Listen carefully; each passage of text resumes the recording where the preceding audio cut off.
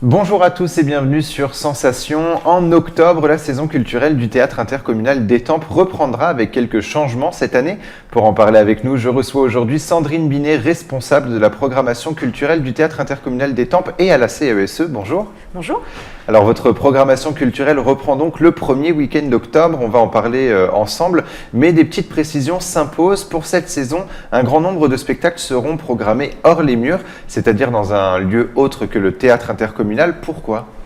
Alors en fait, il va y avoir des travaux au théâtre intercommunal pendant toute la saison et ces travaux vont nous limiter dans l'accès aux techniques en fait pour réaliser des spectacles, l'accès aux projecteurs, au matériel technique. Par ailleurs, il va y avoir parfois des nuisances sonores. Donc on doit déployer une partie de la programmation en dehors des murs du théâtre, dans des salles des fêtes, dans des bibliothèques, dans des centres sociaux. Et que permettront ces travaux pour le théâtre intercommunal ? Alors en fait, il s'agit de rénover totalement l'arrière du bâtiment, derrière le mur de scène. Donc nous allons refaire le local technique des régisseurs. Nous allons entièrement réhabiliter les loges qui étaient vieillottes et les rendre beaucoup plus pratiques et conformes aux besoins des artistes. Et puis nous allons aménager des bureaux pour l'équipe du théâtre au premier étage du bâtiment dans lequel il y avait un appartement de fonction qui était déserté, inutilisé depuis plusieurs années. Et après ces petites précisions, on va donc parler de la programmation. Le week-end du 2 et 3 octobre, vous organisez plusieurs spectacles. La thématique de ce week-end, c'est les retrouvailles. Et le 2 octobre, nous pourrions bien croiser un petit robot nommé Klug. Alors, que fait ce robot ? Alors, je ne vais pas vous en dire beaucoup parce que c'est un spectacle surprise. Il s'agit d'une performance, un petit robot de bois, de métal qui va venir à la rencontre des habitants. Dans des lieux culturels de l'agglo, on va peut-être le croiser à la bibliothèque ou peut-être au conservatoire, peut-être au musée, peut-être au centre culturel de Méréville.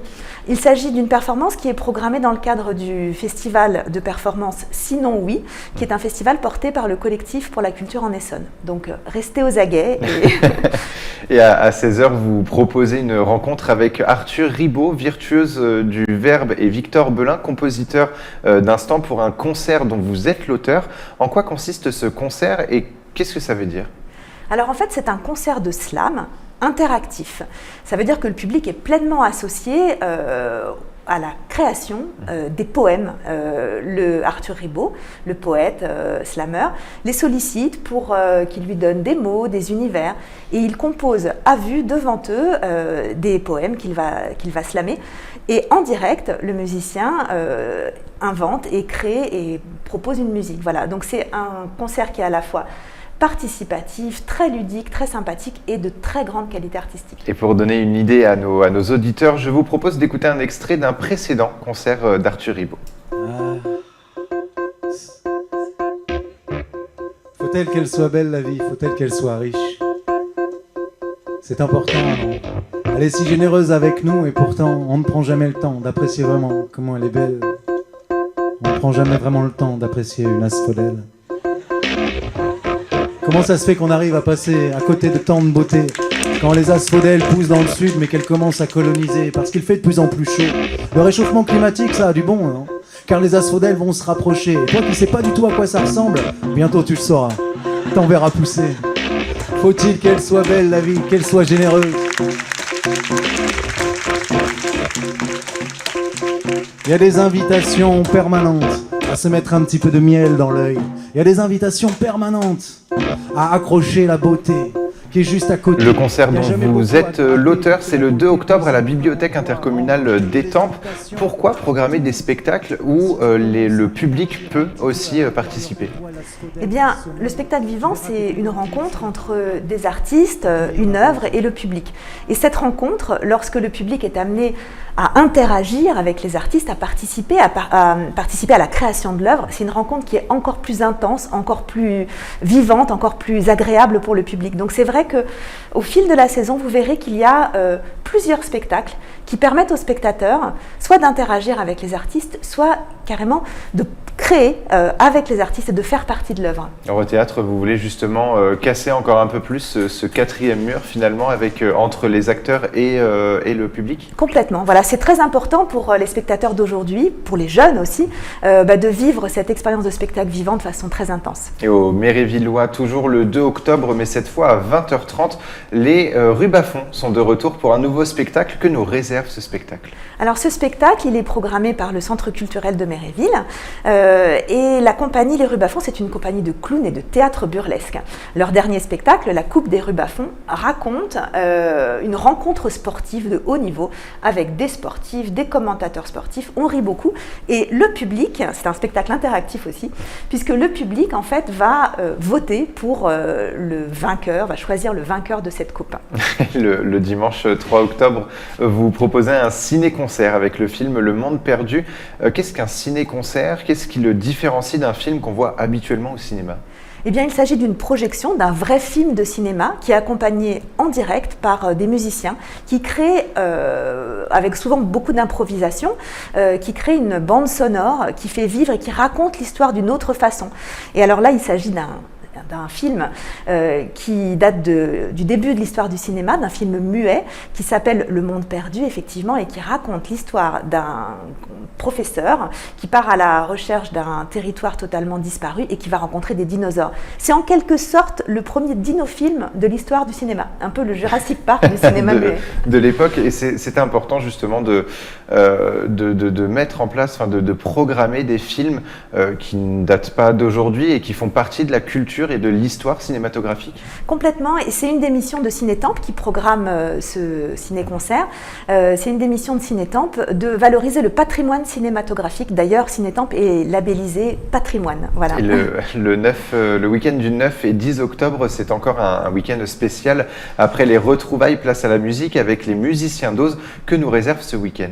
Alors, on aura 3 concerts ce week-end proposés par l'Orchestre Sud-Essonne, les musiciens d'Oz. On aura d'abord 2 concerts autour de Mozart qui s'appellent Viva Mozart. L'un à Sacla le samedi soir, le samedi 9 octobre, et le lendemain, le dimanche après-midi, à Auton-la-Plaine.